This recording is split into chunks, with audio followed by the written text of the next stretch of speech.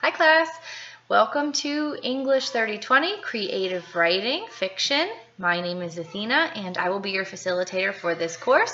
Just wanted to welcome you to week 1. We will call our weeks Milestone, so this is Milestone 1. During our first week together, you're going to read in our textbook and in our lecture notes, which you can find in the left-hand taskbar under Milestone 1.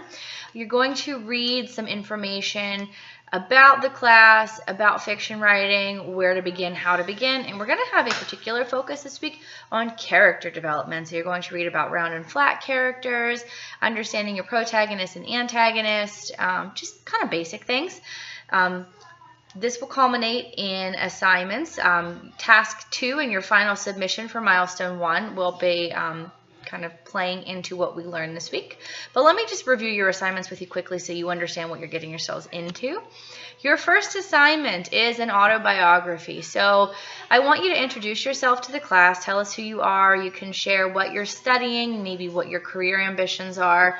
And then another key component of this assignment is I want you to share with us a fable or a story from your life. So maybe, for example, there was this really infamous family story that your uncle used to tell and you remember it very vividly, so I want you to retell that. Or maybe there was an interesting experience that you went through, so maybe you could share that. It can be anything. It can be from any point in your life.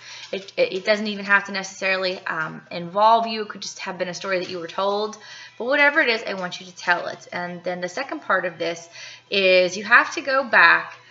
You can do this, when you first submit, or you can do it later on throughout the week, but you have to go back and retell that same story from a different point of view, because not only are we looking at characters, we are talking about vantage points or points of view. So, for example, you might tell a story in first person from your point of view to start, and then maybe it also involved your grandmother, so you go back and retell it from your grandmother's perspective, or maybe you go back and retell it from an omniscient third-person narrator's point of view. Whatever you decide, that you have limitless choices, but you have to tell a story 2 ways.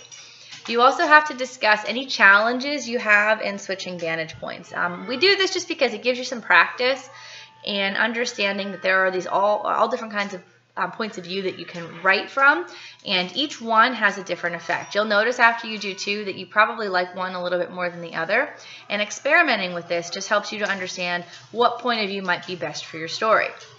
Then your Milestone 1, Task 2 assignment, your very next assignment, is going to be submitting up to 3, so it doesn't have to be 3, but it can be up to 3 story ideas along with some character sketches. Now, I don't believe that they're called character sketches in the assignments, but I'm looking for you to really flesh out these characters. And I know that you're not writing the story yet, you're not married to these characters. They might totally change by next week or even by the end of this week, but I just want you to brainstorm some ideas. So, tell us about who your protagonist is. Maybe describe what he or she looks like, how old they are. If you have an idea of where they went to high school, if that's somehow relevant. Talk about things that they love, things that drive them, things that make them afraid, concerns they might have. Give as much information as you can. There's really no such thing as providing too much information here, because the more you can tell us about a character, the more real that character will be on paper. It just helps you to have kind of this backstory of the character as you brainstorm, as you pre-write and develop, just so that you can write an authentic, round character. You don't want your protagonist to be flat characters, which again, you're going to read about all in our lecture notes.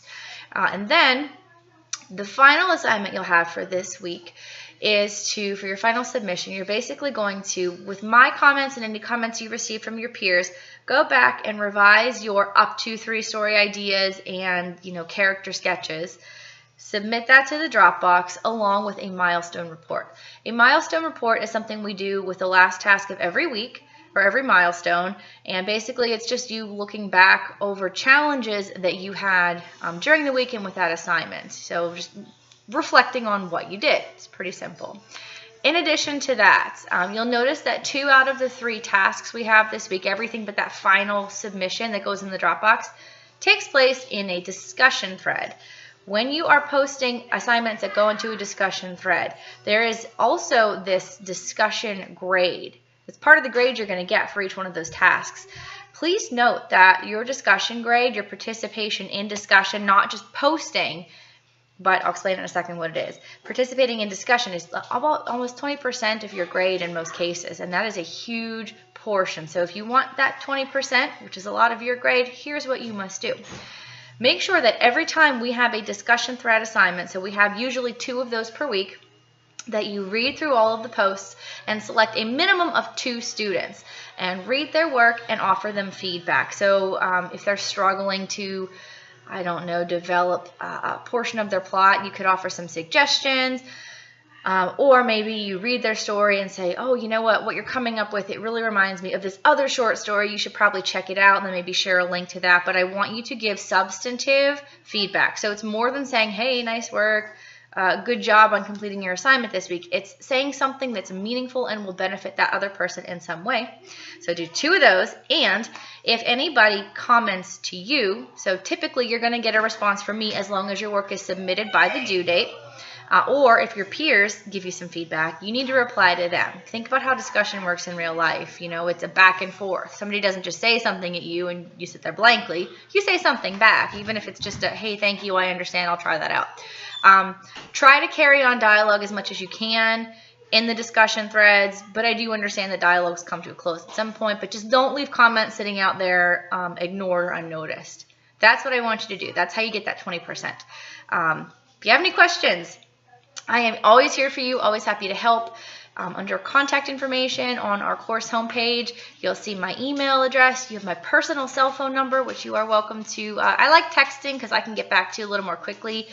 Be mindful of the fact that I live in the Eastern time zone. So for those of you on the Pacific coast, you know, you might try to call me and it's actually 11 o'clock here. And I just want you to be aware of that. I go to bed decently early, so try not to call me unless it's during day hours. I will do my best to get back to you. Always make sure you leave me a message, or you can send me an email or post in the classroom. So you have many avenues that you can reach me using those different things.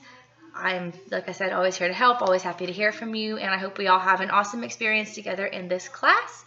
Good luck during your first week, and let me know what you need. Bye.